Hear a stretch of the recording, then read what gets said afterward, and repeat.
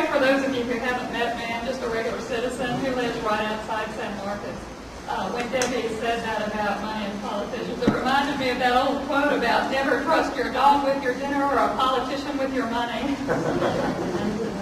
I have to say that I've been pretty blissful in past years because I've been able to just go vote and then trust the politicians to do the right thing and make the right decisions, and I think really a lot of them do try to do that. I've noticed of late that there are so many huge laws coming our way, very fast changes, and as I began reading some of these and looking into them, I began to realize that oftentimes the local government and elected officials don't have an opportunity to read those 400-page bills being passed by the federal government and to see all the little gotchas that are in there, that when they innocently make vote for this resolution here, that it knowingly invokes all of this other strings or things in the other bill, and it's very difficult to read all of that and stay informed. So I want to say kudos to our government officials, and I especially want to recognize Judge Liv Sumter, who was here. Judge Sumter, if you would stand up. She has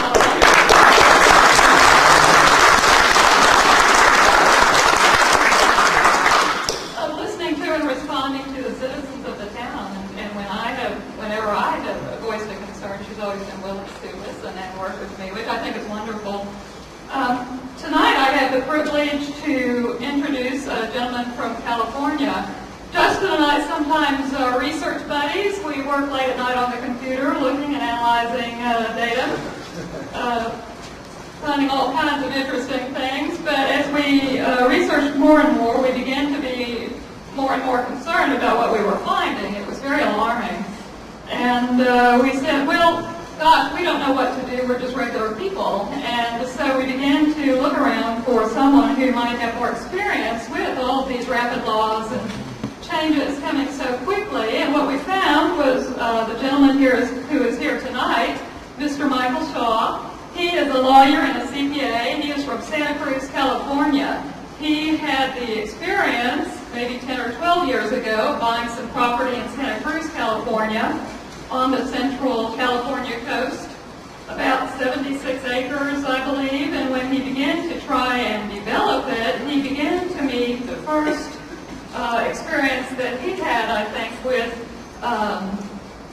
excessive regulation and things that didn't necessarily make sense, like groups that wanted to preserve and protect the environment, yet in their actions really were not demonstrating that at all.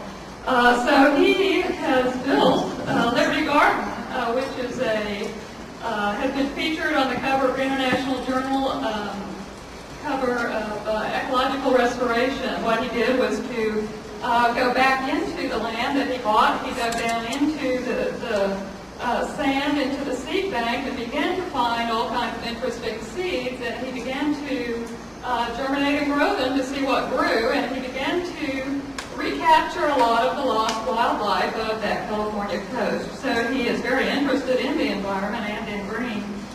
He's also a businessman who has a multi-state self-storage chain. One of the things, though, that makes him most qualified to come speak with us tonight is that he is one of the co-founders of Freedom Advocates, an organization that is interested in investigating and disseminating information on what he has learned as Agenda 21, is what first came into Santa Cruz and that he experienced 12 years ago, and has since dedicated his life basically to gathering information and disseminating information about this movement and helping to educate others and help them to work within their local community to begin to understand what's going on and to stand up for their community, to protect their community and their freedoms. So without further talk, I'll go ahead and bring you Michael Shaw.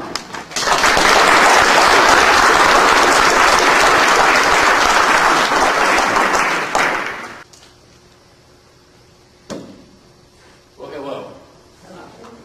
It has certainly been a pleasure this week to be in Texas. Last week I was in Arkansas.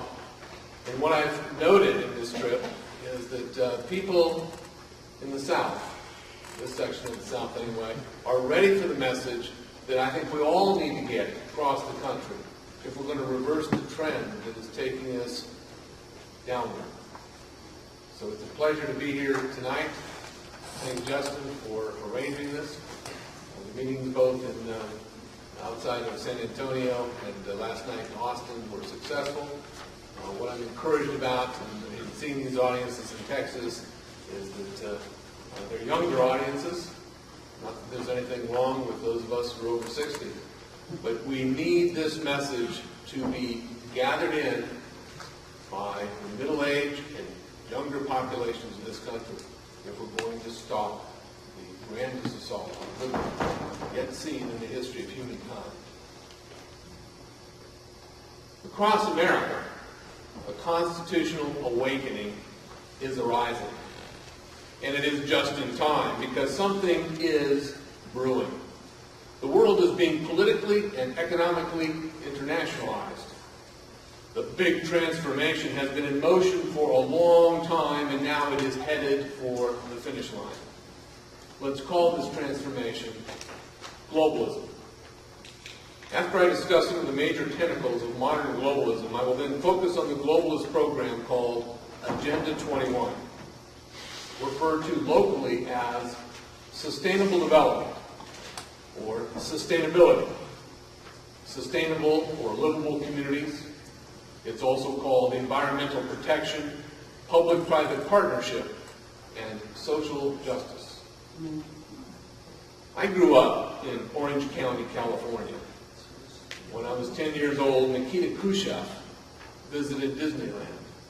And he said, "We will bury you, America, without firing a shot."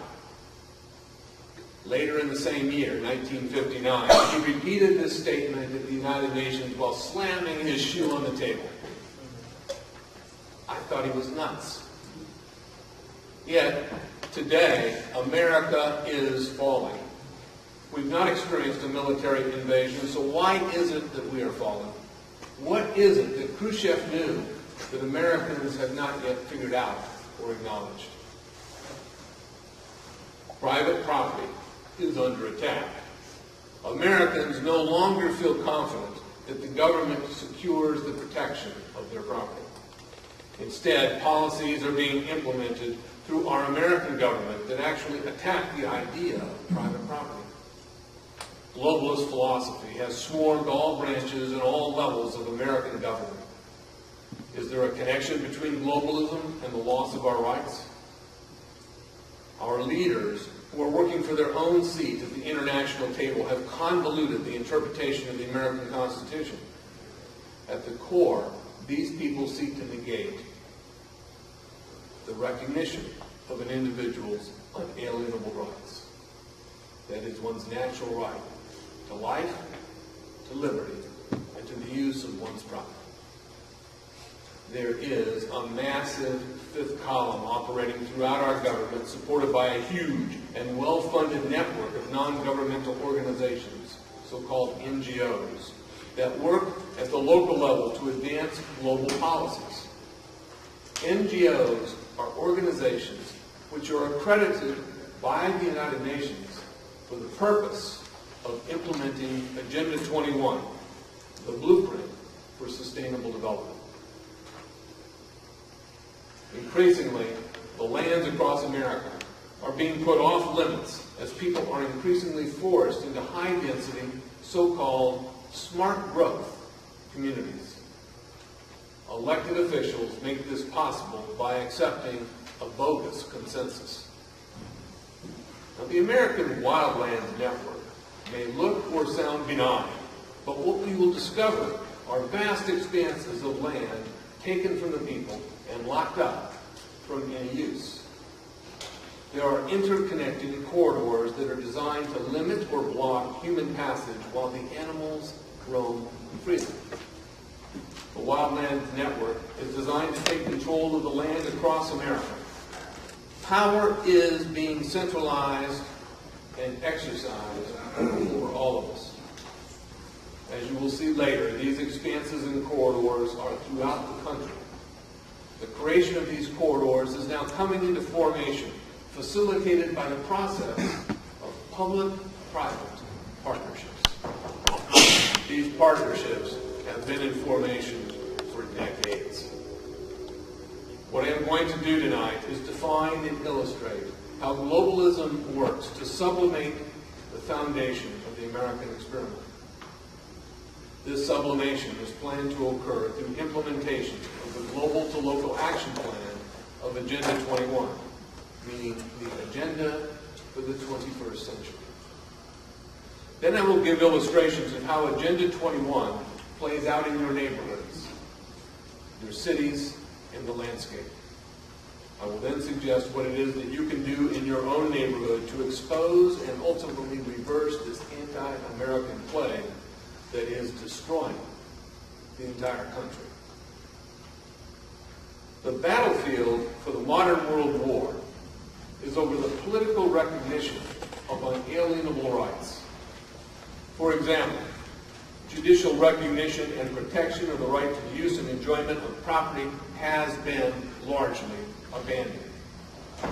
Prohibitive zoning, open space mandates, resource extraction limitations, conservation easements, and use prohibitions, coupled with enforcement provisions of such things as the Endangered Species Act and the various wildland bills, are all designed to chip away at the idea of private property. The Endangered Species Act often vilifies a landowner's natural right to the beneficial use of property. Through the ESA, that is the Endangered Species Act, the courts have enabled massive legislative takings of property use. America cannot stand if the idea of private property is not protected. George Washington said, "Private property and freedom are inseparable." And yet, the United Nations' position on individual land ownership is clearly the opposite. Land is to be held or controlled by government and its partners, not by individuals. There is an organized globalist assault on the individual and upon the system of government that supports individual rights. Global organizations such as the World Bank and the World Trade Organization have taken control over our nation's trade policy. Multinational corporations work with global political organizations to establish a unified global economic system of distribution that works to implement the stated goal of the Earth Charter. That goal is to, quote, equalize wealth within and between nations. Can a nation remain sovereign if it has bequeathed its trade policy to foreign entities in the name of globalism and the equalization of nations? Well, the 20th century has seen a continuum of action designed to lead us to where we are and to where it is that we are headed.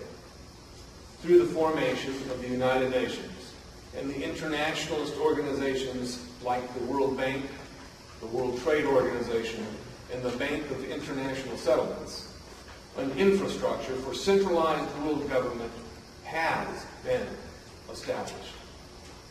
We are now within the grasp of global governance. Today, this is euphemistically referred to as change. Obama may seek to pound the final nail.